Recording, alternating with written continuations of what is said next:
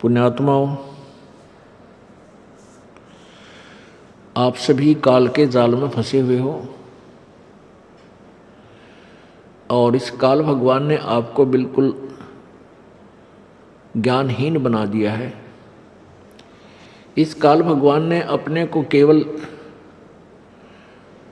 यहीं तक सीमित कर दिया है कि संतानों उत्पत्ति कीजिए, उसके बाद इनकी परवरिश करो, फिर इनका विवाह कर दो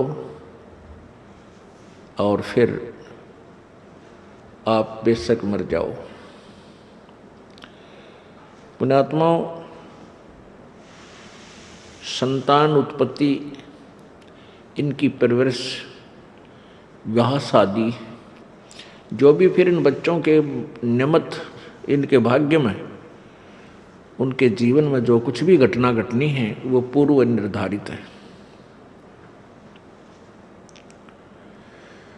और हम सभी भी अपने प्रारब्ध को ही पूरा करने के लिए यहाँ आए हुए हैं। प्रारब्ध वो जीवन है, एक मानव जीवन या एक प्राणी जीवन है जिसमें पूर्व जन्म के संस्कारों का ही आपको भोग प्राप्त होता है। उसको आप भक्ति ना करोगे तो भी भोग रहे हैं और भक्ति करोगे तो भी आप उस प्रारब्ध को तो भोग ही रहे हो। जो आपके प्रारब्ध में है वो तो आपको मिलेगा ही मिलेगा।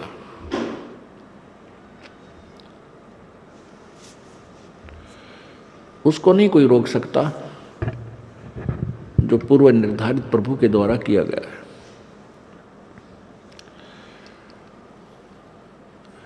इसके साथ साथ हम परमात्मा की भक्ति साधना शुभ कर्म नहीं करते, ये हमारी भूल है।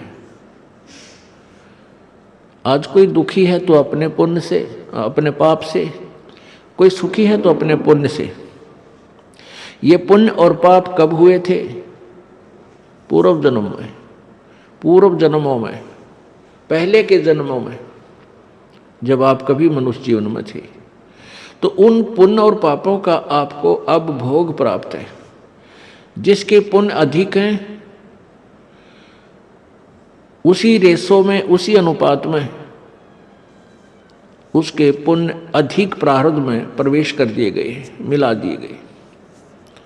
जिनके पाप अधिक हैं उनके पाप इस प्रारब्ध में अधिक मिला दिए गए हैं। आपके बहुत से पुण्य ऐसे हैं जो संचित हैं। संचित वो कर्म हैं जो जन्म जन्मांतर में आपने किए और वो इकट्ठे हुए आपके अकाउंट में बैलेंस हैं, शेष हैं। तो यहाँ दोनों ही कर्म भोगने पड़ते हैं। जब तक हम पूर्ण परमात्मा की सत्साधना परम संत से लेकर नहीं करते तो पुण्य भी भोगने पड़ते हैं और पाप भी भोगने पड़ते हैं। और ये काल भगवान आपके प्रारब्ध को कैसे रचता है? आपके पुण्यों का एवरेज ले लेता है, रेशो लेता है, पापों की भी रेशो लेता है। दोनों को मिलाकर के आपका जीवन निर्धारित हो जाता है। जिनके पाप घने हैं वो दुखी घने, जिनके पुण्य अधिक हैं वो आज सुखी नजर आते हैं। उनके पास कार, कोठियां, संपत्ति, संतान अच्छी है। पुण्यात्माओं, ये प्रारब्ध तो प्रत्येक प्राणी भोग ही जाता है, चाहे वो परमात्मा का नाम बिल्कुल भूल कर भी नहीं लेता। और ये भी कहते हैं कि हम भगवान को नहीं मानते, परमात्मा कहीं नहीं है, क्योंकि वो नास्तिक हो चुके हैं। नास्तिक वो प्राणी होते हैं जिनको कोई बचपन से ही ठीक मार्गदर्शन यानी आस्तिक परिवार नहीं मिलता या कोई साधु संत उनको नहीं मिलते। जो बिल्कुल नास्तिक हैं, शराब पीते हैं, मांस खाते हैं, बकवाद गढ़ते हैं और वो आजीवन सुखी नजर आते हैं, जो यहाँ का हम सुख मानते हैं, और मर भी आसानी से जाते हैं। उनकी मृत्यु भी विशेष कष्टदायक नहीं होती। और कुछ ऐसे भक्त भी होते हैं जो भक्ति भी कर रहे हैं किसी ना किसी इष्ट देव की, और वो दुखी भी हैं और भक्ति भी कर रहे हैं। अब जो दुखी हैं वो भक्ति इसलिए करते हैं कि हम सुखी हो जाएं, वो उनकी मजबूरी है। और लेकिन वो सुखी भी नहीं होते और दुखी भी होते रहते हैं, और फिर उनकी दुर्गति से मृत्यु भी होती है। ये उसका प्रारब्ध था। अब यहां समस्या आ जाती है कि जो व्यक्ति कॉमन होते हैं, न्यूट्रल होते हैं, वो ये कहते हैं भी उस व्यक्ति ने कभी भक्ति नहीं की, ना अच्छे काम किए, और सारी उम्र ठाठ करे, बढ़िया उसकी संपत्ति संतान थी, खूब बरकत हुई इसके घर में, और मर भी आसानी से गया, उसको कोई जो ना परेशानी नहीं उठानी पड़ी, ना कहीं बड़ा सा कोई ज़्यादा बीमार हुआ।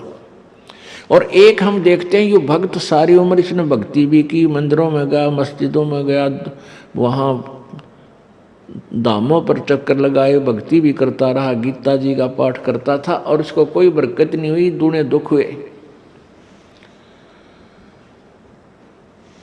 तो इससे जो न्यूट्रल व्यक्ति होते हैं वो बट नेचुरल नास्तिक हो जाते हैं। वो ये सोचते हैं बताइए भक्ति करा करता रही, इसने करी कोई ना, ये ठाठ से रहा रही, इसकी दुर्गति हो रही, तो क्या दे रहा इस भक्ति में, क्या रखा इस भक्ति में। तो पुण्यात्मा ये तो है कॉमन सोच, अपनी साधारण व्यक्ति की, अपने लेवल की, अपने स्तर का ज्ञान है, ये लोक वेद है।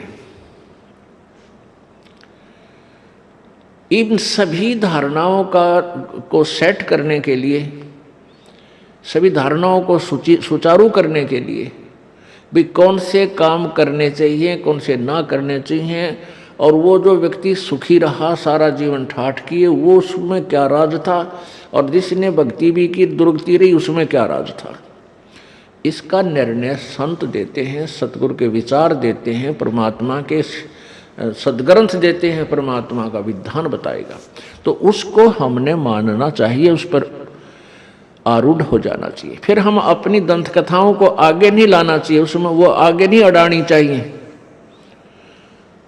तो जब हमें पूर्ण ज्ञान होगा, तत्व ज्ञान हमें हो जाएगा, फिर ये सभी इस प्रकार की जो शंकाएं हैं ये मन में कभी नहीं उठेंगी।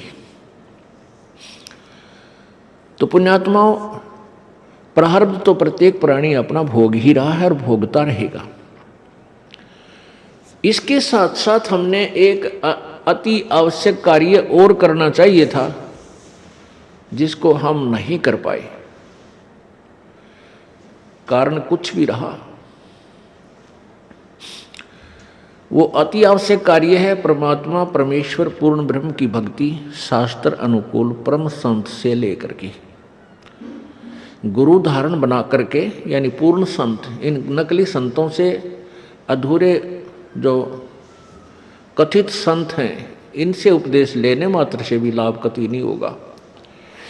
अब जैसे वो व्यक्ति भक्ति भी करता था दूसरा, और एक नहीं करता था, एक वो सुखी भी रहा, दूसरा भक्ति करते करते भी दुखी रहा, तो प्रथम तो उसके प्रारब्ध था, उसके दुख थे, उसमें पाप गणे कर रखे थे किसी जन्म में, वो उसने भोगे। और दूसरा, उस व्यक्ति के पास शास्त्र अनुकूल साधना नहीं थी, पूर्ण परमात्मा की नहीं थी।